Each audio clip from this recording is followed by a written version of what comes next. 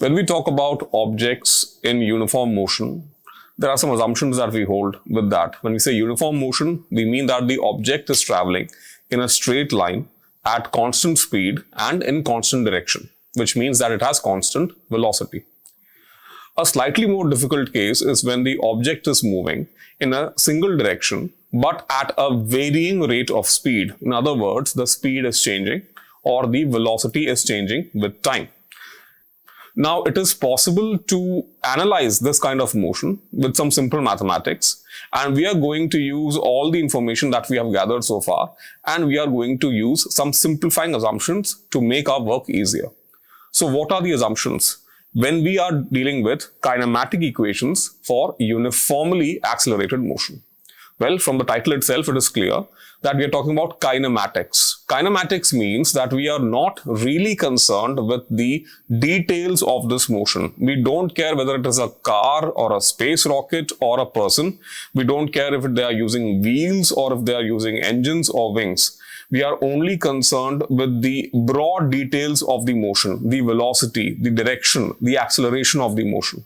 So this is a kinematic equation, not a kinetic equation. Next, we will assume that the object has a constant direction. In other words, the object is not changing direction during our interval of measurement. And we will also assume uniform acceleration. In other words, the acceleration of this object will remain constant or zero throughout the interval of measurement. The first definition that we learned was the definition of velocity. It is a vector quantity which has a magnitude and a direction.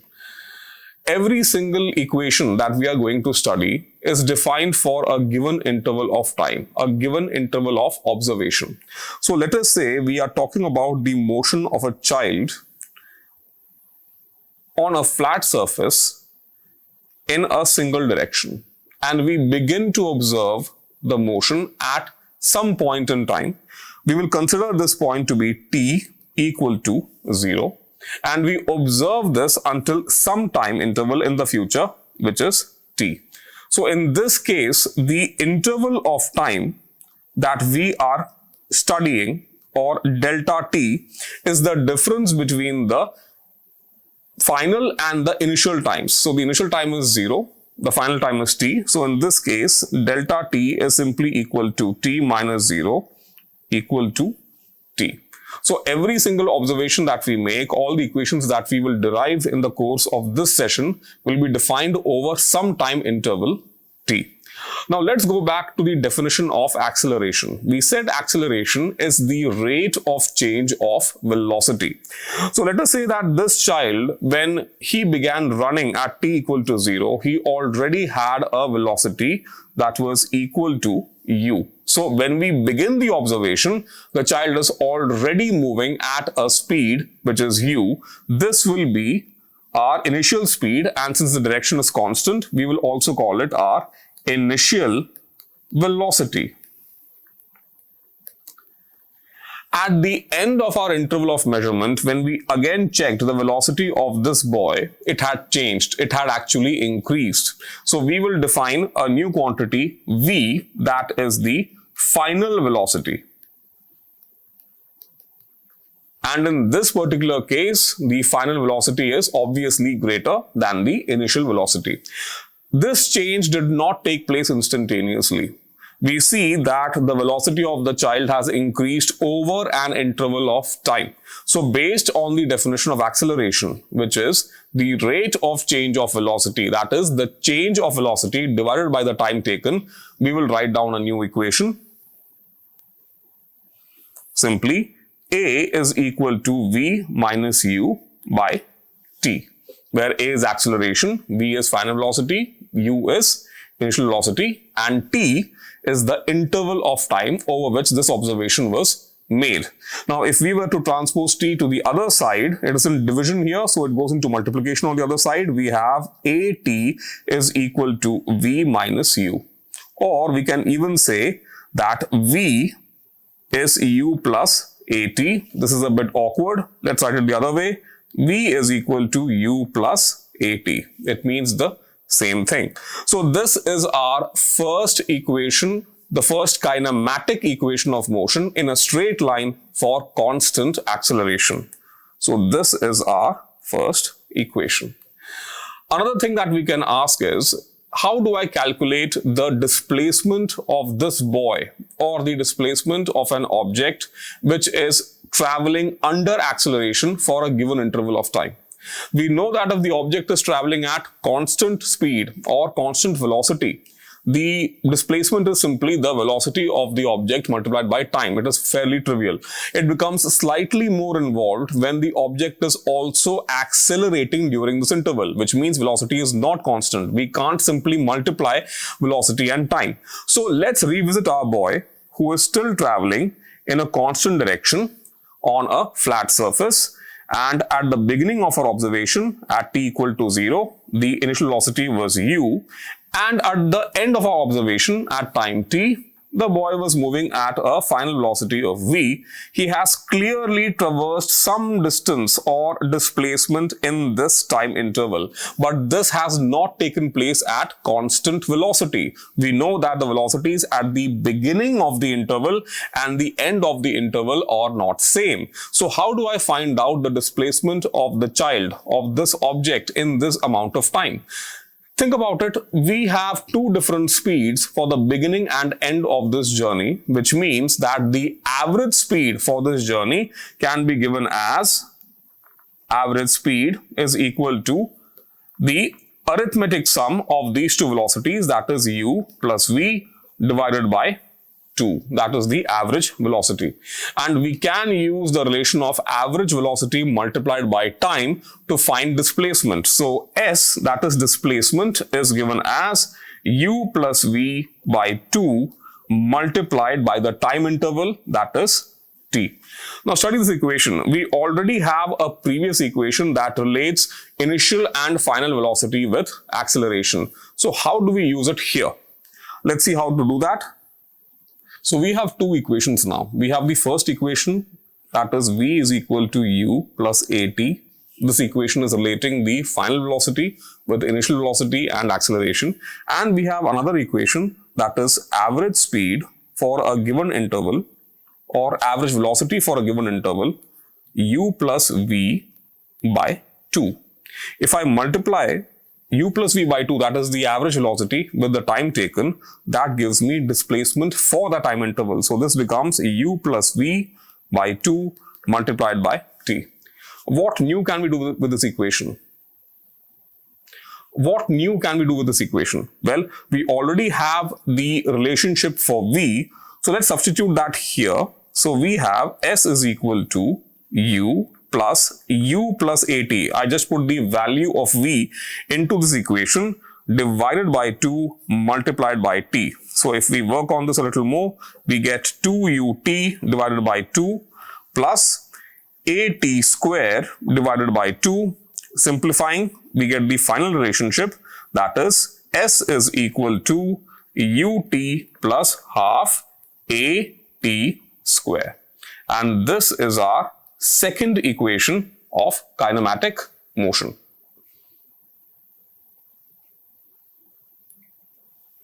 Now, we have two relationships. One was for velocity and acceleration. The other was for displacement in a given time interval under acceleration. What else can we discover here? Another way we can look at the same equation that we worked on earlier. We had this equation, that is displacement is equal to average speed multiplied by time. What else can we do with this equation? Well, v is equal to u plus at. So we can say that at is equal to v minus u, or t is equal to v minus u divided by a. We can substitute this value of t into this equation, and that gives us s is equal to u plus v by 2 multiplied by v minus u divided by a. So what I have done is I have taken the value of t from the first equation of motion and I have put it here. This gives us v square minus u square upon 2a. I can just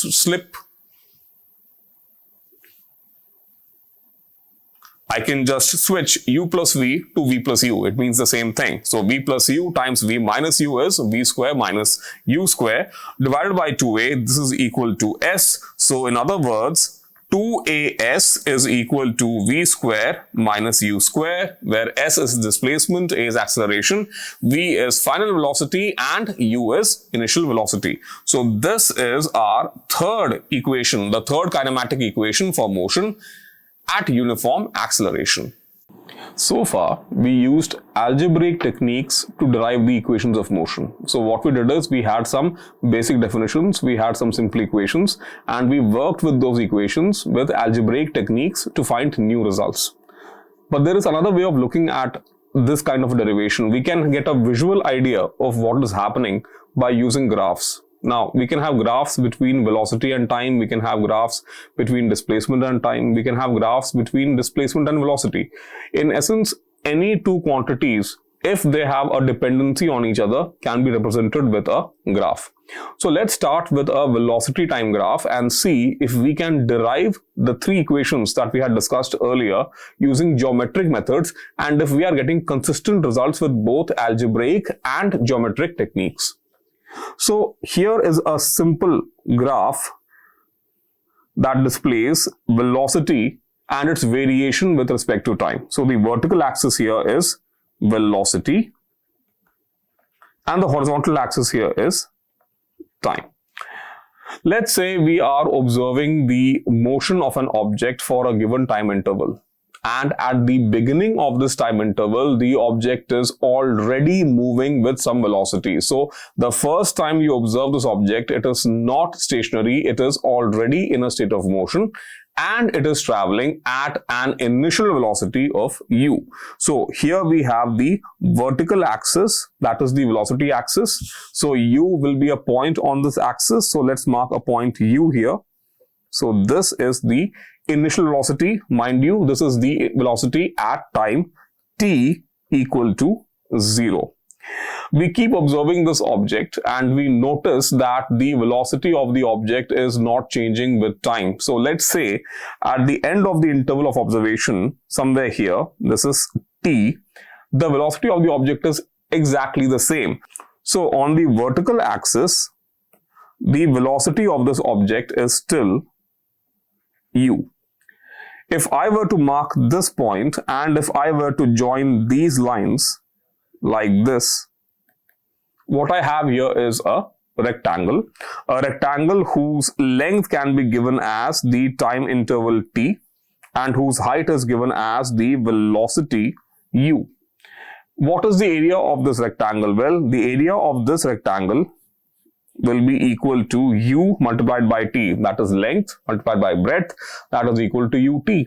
We already know that u multiplied by t will give us a displacement. A velocity multiplied with the time gives us displacement.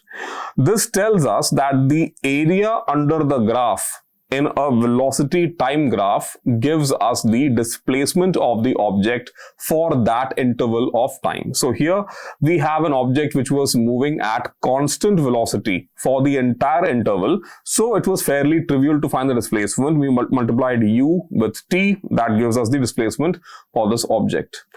Let's consider a slightly more involved case. Let's say that the object is under a uniform acceleration throughout the interval of measurement. How will we draw the graph for this object?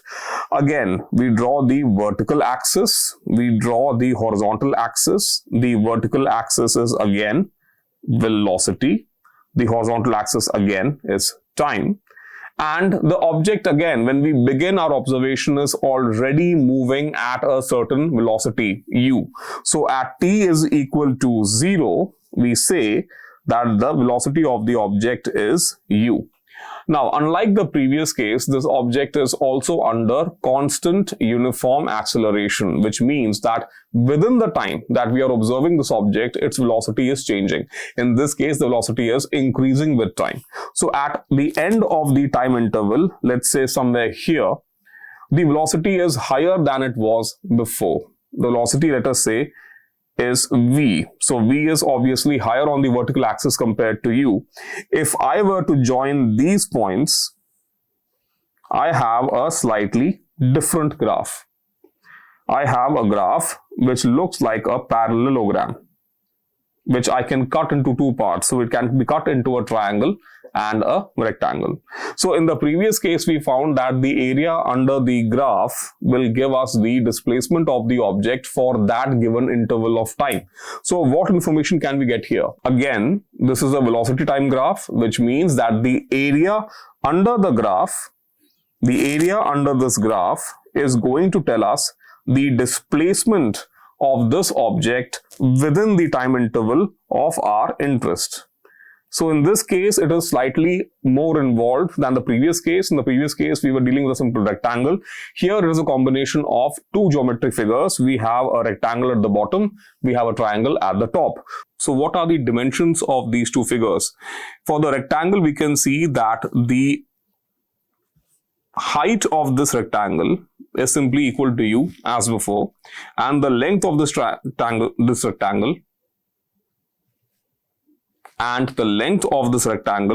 is equal to T as before.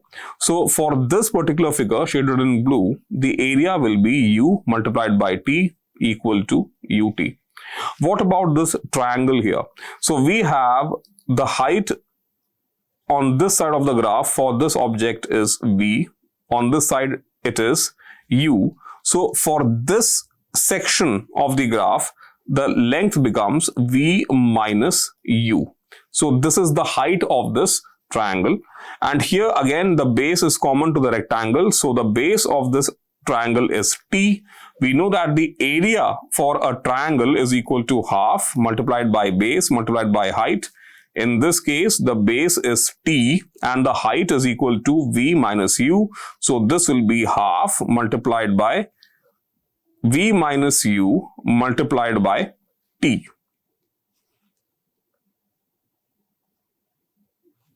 Now, V minus U is equal to AT from the first equation of motion. So we can write this as AT multiplied by T. We substitute the value of V minus U into the equation. This gives us AT square divided by 2.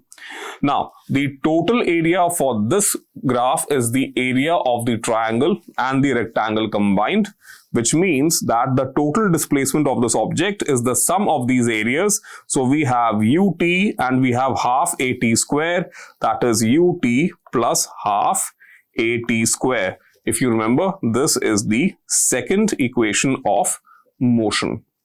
Now, how else can we glean information from this graph? We found the area of the graph by combining the area of a rectangle and a triangle. Is there a better way to do this? Well, the graph is a trapezium, and for a trapezium, the area is equal to the sum of parallel sides multiplied by the height of the trapezium multiplied by half. This is the area relationship for a trapezium. So looking back at the velocity time graph that we worked with earlier, we can see that the parallel sides have length U and V, and the height between them, or the vertical separation between them, is equal to T. So in this case, we can see that the two sides are U and V, and the separation between them, the vertical separation or the height between them, is given as T. So the area for this graph will be equal to half multiplied by the sum of parallel sides, that is U plus V, multiplied by the height, which is T. Now, we know that V is equal to U plus AT, which means that we can define time, or T, as V minus U divided by A.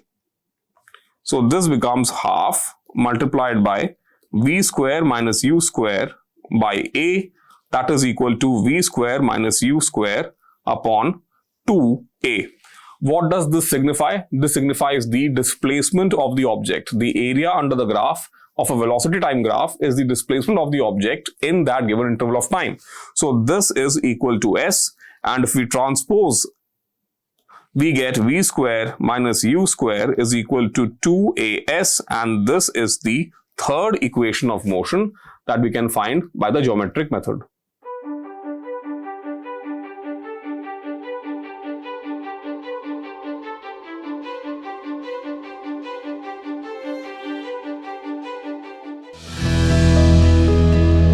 Manorama Horizon. Learning made simple.